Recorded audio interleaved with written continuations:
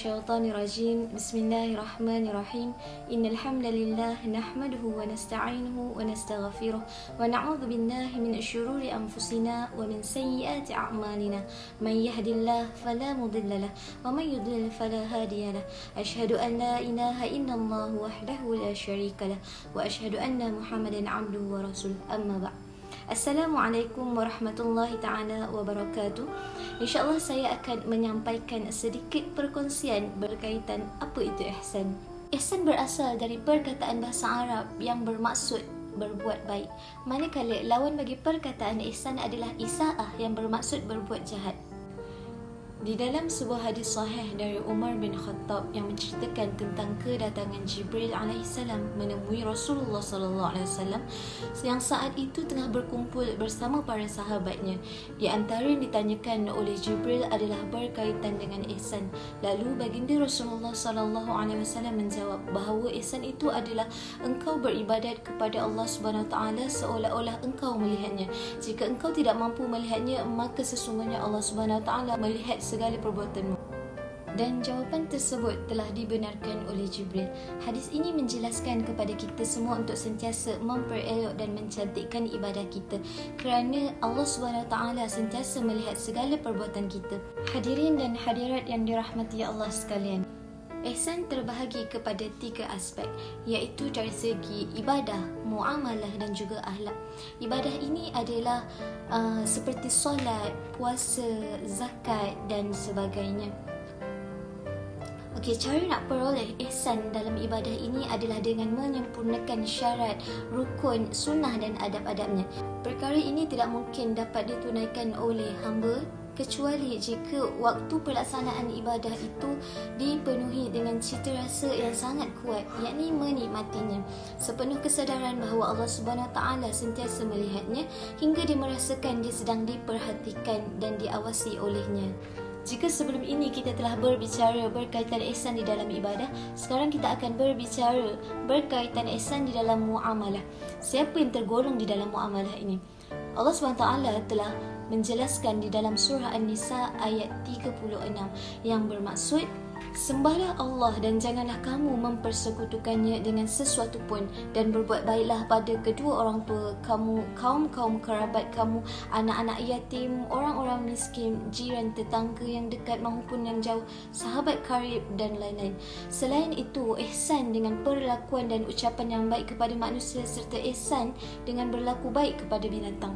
Okey, jelas di sini bahawa muamalah itu bukan hanya berlaku sesama manusia tetapi berlaku juga kepada haiwan. Yang ketiga adalah akhlak. Ihsan dalam akhlak sesungguhnya merupakan hasil dari ibadah dan muamalat. Seseorang akan mencapai tingkat ihsan dalam akhlaknya apabila dia telah melakukan ibadah seperti yang disebut oleh Rasulullah sallallahu alaihi wasallam dalam hadis yang dikemukakan di awal tadi, yang mana menyembah Allah seakan-akan kita melihatnya, dan jika kita tidak dapat melihatnya, sesungguhnya Allah sentiasa melihat kita. Sahabat-sahabat yang saya kasihi sekalian, terdapat banyak ciri kelebihan ihsan, antaranya adalah mentaati perintah Allah dan menjauhi segala larangan Allah Subhanahu Taala dengan ikhlas. Yang kedua adalah sentiasa amanah, jujur dan menepati janji. Dan yang ketiga adalah merasakan senang dan sentiasa dahagakan beribadah. Yang keempat, mewujudkan keharmonian dalam masyarakat, dan yang terakhir adalah mendapat ganjaran pahala dari Allah Subhanahu Taala. Cara penghayatan Islam yang boleh dilakukan dalam kehidupan adalah ketika mana kita beribadat.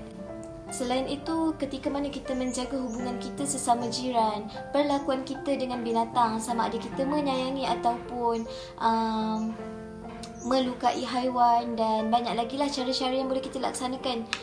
Okey, sebelum saya terlupa, kita memang tidak boleh melihat Allah dengan zat ataupun bentuk Allah itu, tetapi kita boleh melihat Allah melalui kebesarannya, melalui sifatnya, melalui nama-namanya.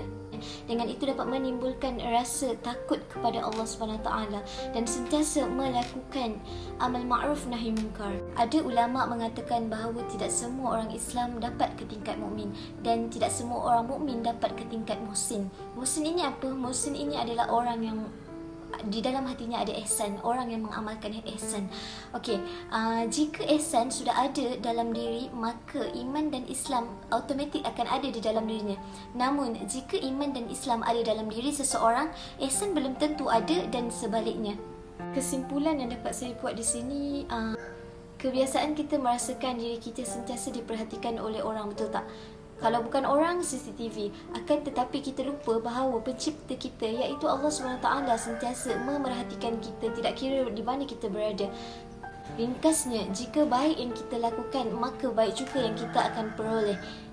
Jika buruk yang kita lakukan, maka buruklah yang kita akan dapat.